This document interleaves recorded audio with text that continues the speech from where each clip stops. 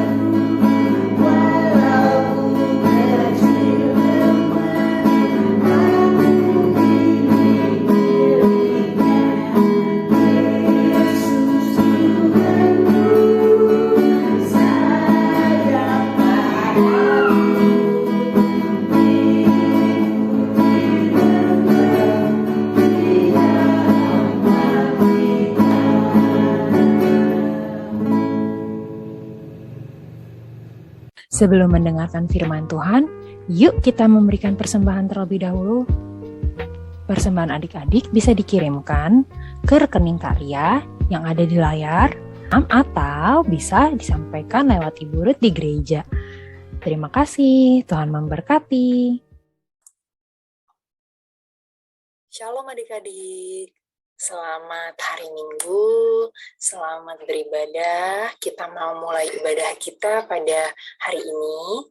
Semoga adik-adik sehat, semoga adik-adik juga hatinya penuh sukacita, siap kita memulai merenungkan firman Tuhan. Nah, sebelum kita merenungkan firman Tuhan, mari kita siapkan hati kita satu dalam doa terlebih dulu. Semuanya tangannya dilipat, matanya ditutup, kita fokus berdoa. Terima kasih ya Tuhan, karena Engkau telah membangunkan kami pagi hari ini. Terima kasih ya Tuhan, karena sebentar lagi kami boleh mendengarkan firman Tuhan dan merenungkannya, dan nantinya melakukan dalam kehidupan kami sehari-hari. Berkatilah ya Tuhan anak-anak-Mu ini, supaya kami dapat fokus mendengarkan firman Tuhan, supaya kami dapat duduk dengan manis, membaca firman Tuhan, dan juga nantinya kami bisa melakukannya dalam hidup kami. Ampunilah ya Tuhan segala dosa dan kesalahan kami, dan dalam nama Tuhan Yesus kami berdoa. Amin. Ya, adik-adik, kalau kemarin tanggal 25 kita merayakan hari kelahiran Yesus, Tuhan Yesus, begitu ya. Nah, sekarang kita mau membahas tentang hari kelahiran Yohanes Pembaptis. Jadi, Yohanes Pembaptis itu adalah Yohanes ya, sosok yang nantinya akan membaptis Tuhan Yesus. Kalau adik-adik ingat cerita tentang Yesus dibaptisnya oleh siapa? Oleh Yohanes Pembaptis. Jadi dia ini adalah salah satu tokoh yang hebat yang ada di Alkitab, dan ternyata kisah tentang kelahiran Yohanes juga diceritakan di Alkitab. Jadi kita mau membahas tentang kisah tersebut. Nah, sebenarnya kalau secara hubungan manusia begitu ya, Yohanes itu juga punya hubungan dengan bayi Yesus waktu itu, karena ibunya Yohanes, jadi orang tuanya Yohanes, ibunya namanya Elisabeth, bapaknya namanya Zakaria, itu juga ada hubungan keluarga dengan Maria, ibu Yesus gitu. Nah, pada saat itu Maria dan Elisabeth, jadi Maria ibu Yesus dengan Elisabeth ibunya Yohanes itu sama-sama sedang hamil, jadi menantikan kelahiran anak. Tapi bedanya adalah Elisabeth ibunya Yohanes ini sudah lebih tua jauh usianya dibanding Maria. Maria usianya masih sangat muda, tapi Elisabeth usianya sudah lebih tua.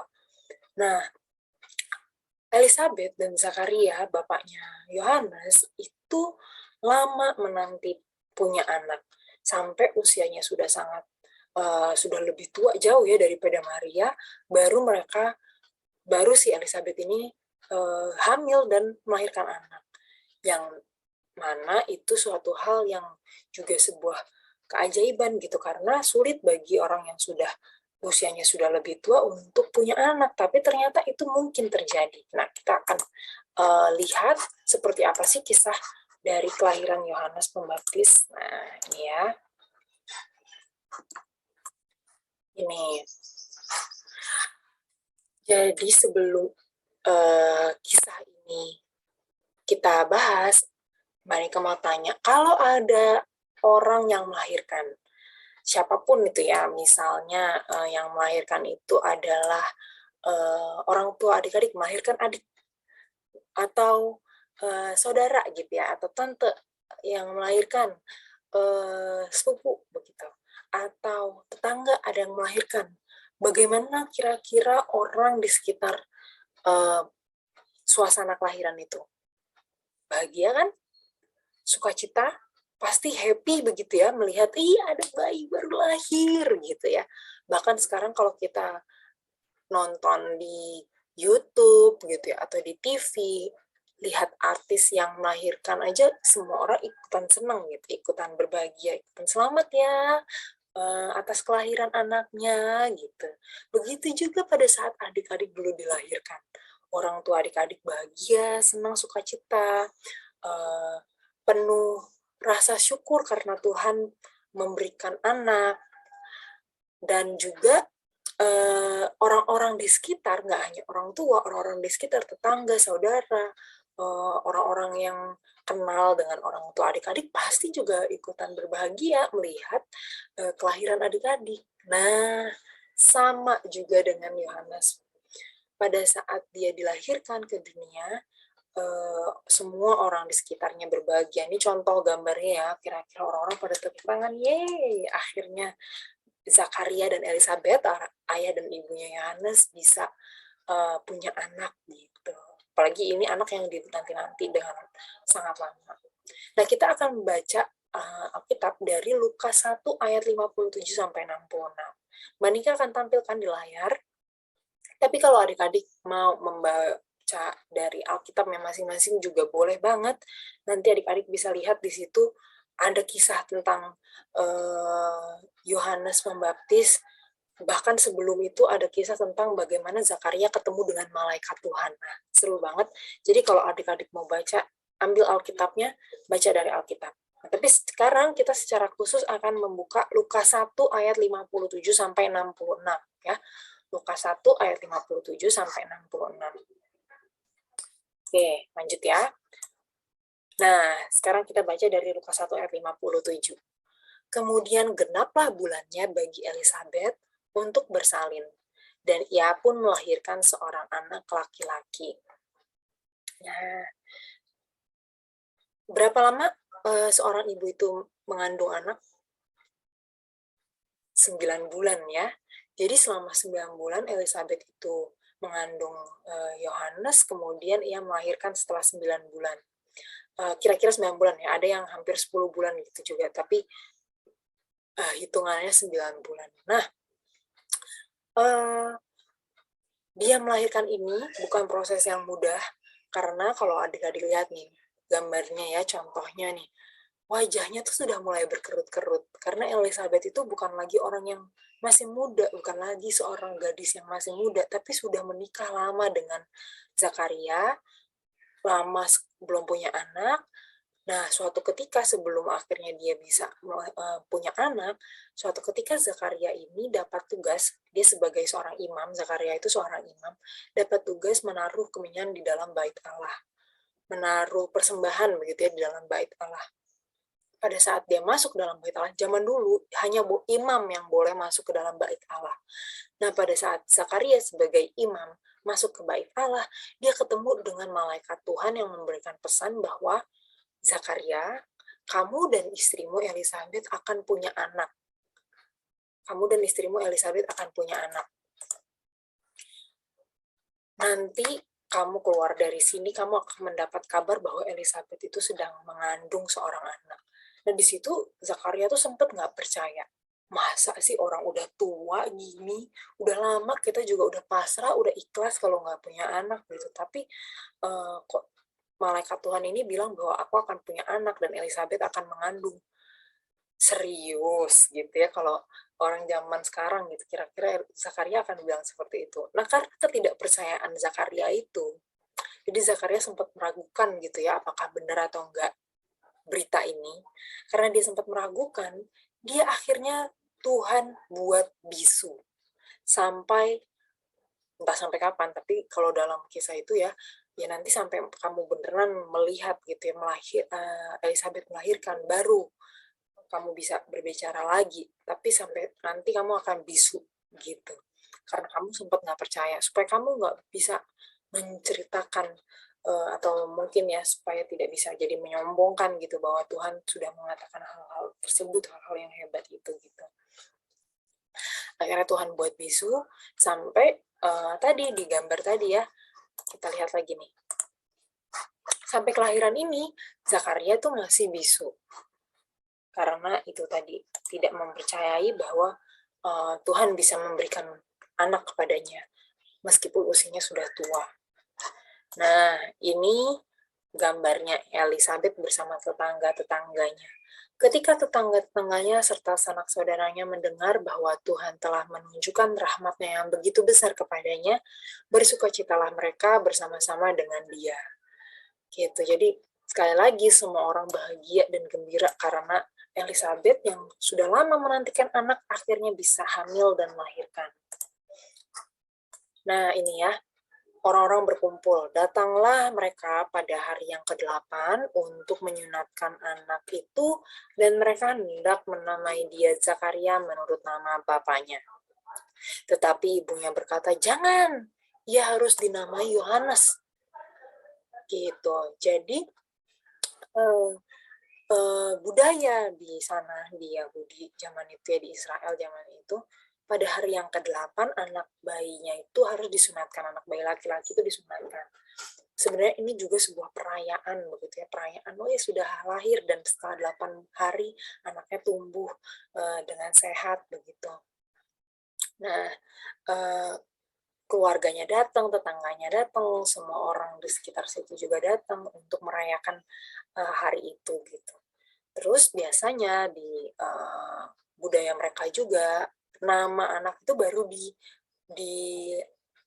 baru diberikan itu di hari ke-8 ini. Jadi sebelumnya ya udah cuma anak bayi gitu ya. Kalau sekarang kita kan zaman sekarang dari sejak lahir gitu biasanya sudah ada namanya, anaknya siapa begitu. Nah, ini kalau ini setelah 8 hari baru diberikan nama.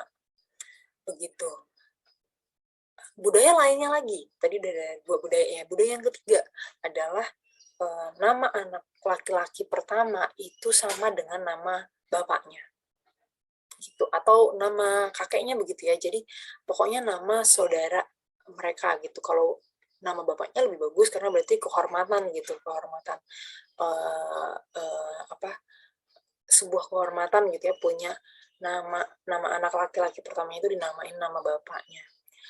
Gitu. Tapi di ayat 60, tetapi ibunya berkata, jangan, ia harus dinamai Yohanes. Ingat adik-adik, dalam situasi ini, Zakaria, ayahnya Yohanes nih ya, yang lagi matanya lagi ini nih, yang pakai topi warna coklat muda itu, sebelahnya Elizabeth yang pakai baju biru hijau itu, Zakaria ini lagi bisu, jadi dia nggak bisa bilang apa yang dia pengen gitu, apakah dia pengen nama anaknya itu tetap Zakaria atau Yohanes. Dia nggak tahu gitu. Orang-orang nggak tahu karena dia bisu waktu itu. Tapi keluarganya protes dong sama Elizabeth. Kok Yohanes namanya? Nggak ada nama keluargamu yang namanya Yohanes gitu. Ini ya protes nih. Kata mereka kepadanya, kata orang-orang di sekitar itu kepada Elizabeth dan Zakaria juga, tidak ada di antara sanak saudaramu yang bernama demikian. Lalu mereka memberi isyarat kepada bapaknya untuk bertanya nama apa yang hendak diberikannya kepada anaknya itu. Jadi, karena tadi Zakaria, ayahnya Yohanes ini masih bisu, jadi orang-orang bilang, udah deh mending nanya sama Zakaria, kira-kira dia pengen nama anaknya siapa gitu ya. Ini orang-orang di sekitarnya yang lebih tokoh-tokoh yang lebih tua begitu ya di keluarga mereka sudah mengusulkan, udah namanya Zakaria aja, orang gak ada nama Yohanes di keluargamu, kok bikin-bikin gitu, bikin-bikin nama sendiri. Jadi Elizabeth diprotes waktu itu. Nah, akhirnya setelah itu, ia meminta batu tulis. Jadi si Zakaria ini ayahnya Yohanes meminta batu tulis, lalu menuliskan kata-kata ini. Namanya adalah Yohanes. Dan mereka pun heran semuanya. Dan seketika itu juga terbukalah mulutnya, terlepaslah lidahnya, lalu ia berkata-kata dan memuji Allah. Jadi, zaman dulu nggak ada kertas, nggak ada buku, nggak ada apalagi laptop ya, jadi orang nggak bisa menulis di kertas gitu. Nulisnya itu di batu tulis. Batu tulisnya itu kira-kira bentuknya seperti ini, tapi mungkin lebih, kalau zaman itu mungkin lebih ini lagi, pakai batu, terus pakai kapur begitu. Dia menulis di batu tulis, yaitu namanya adalah Yohanes. Jadi dia setuju dengan apa yang istrinya sampaikan, dia setuju dengan ibu Yohanes, yaitu Elizabeth, bahwa nama anaknya itu Yohanes, bukan Zakaria, gitu.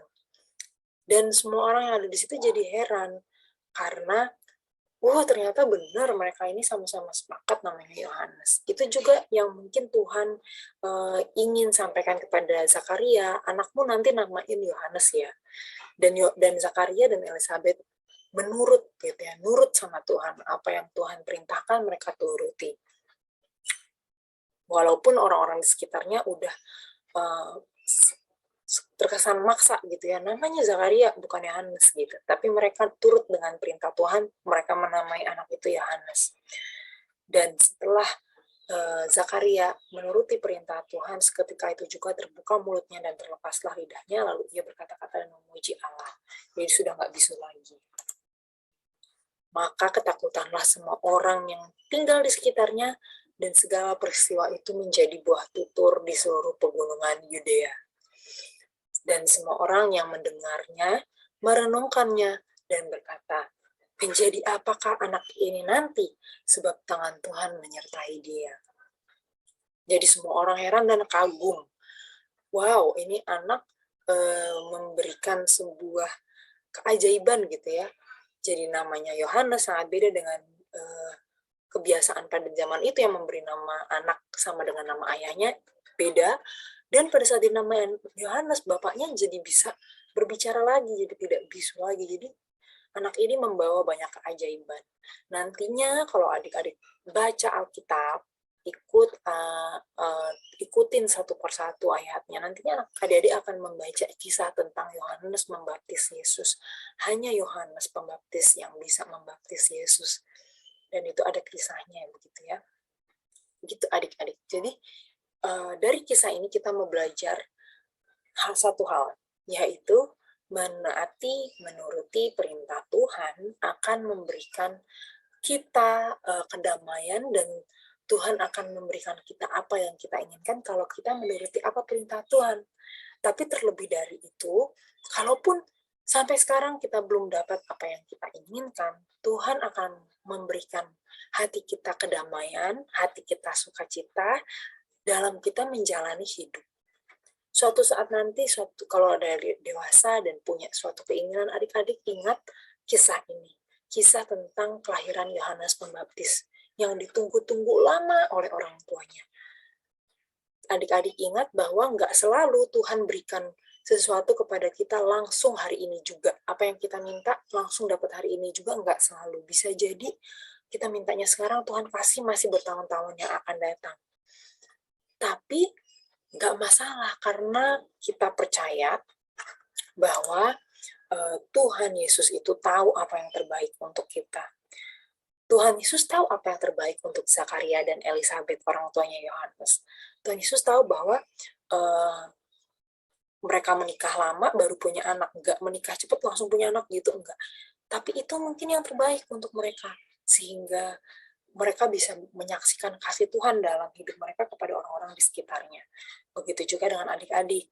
Saat ini ataupun nanti saat adik-adik sudah tumbuh, kalau punya keinginan, ingat bahwa yang menjadi tugas kita adalah mendoakan keinginan tersebut dan juga mensyukuri hari demi hari apa yang sudah Tuhan berikan kepada kita. Jadi nggak hanya fokus pada apa yang belum kita miliki, tapi fokuslah pada apa yang sudah kita miliki. Adik-adik punya kesehatan, bersyukur. Itu suatu hal yang sangat mewah. Orang tua adik-adik sehat, bersyukur. Itu juga suatu hal yang sangat mewah. Adik-adik masih bisa sekolah, bersyukur banget. Adik-adik masih bisa ibadah sekolah minggu, bersyukur banget untuk itu. Oke adik-adik, jadi banyak hal yang bisa kita syukuri, banyak hal yang bisa kita nikmati dari kasih Tuhan. Kalau punya keinginan tetap didoakan, tapi jangan lupa juga lihat bahwa Tuhan sudah memberikan banyak lebih dari yang adik-adik mungkin pikirkan. Gitu ya. Semoga kita semua menjadi anak-anak yang takut akan Tuhan, menuruti perintah Tuhan, taat apa yang Tuhan inginkan kita lakukan, dan kita juga penuh dengan ucapan syukur hari demi hari, mengetahui bahwa semua kebutuhan kita Tuhan sudah lengkapi. Oke, kita akan akhiri ibadah pada hari ini, sekolah minggu hari ini. Kita akan satu dalam doa. Adik-adik siapkan hatinya, adik-adik tutup matanya, lipat tangannya, kita satu dalam doa. Terima kasih ya Tuhan atas firman Tuhan yang sudah Tuhan sampaikan kepada kami. Tuhan, kami mau belajar dari kisah kelahiran Yohanes Pembaptis yang ditunggu-tunggu oleh orang tuanya, ditunggu-tunggu oleh saudaranya, ditunggu-tunggu oleh tetangga dan orang-orang di sekitarnya ya Tuhan.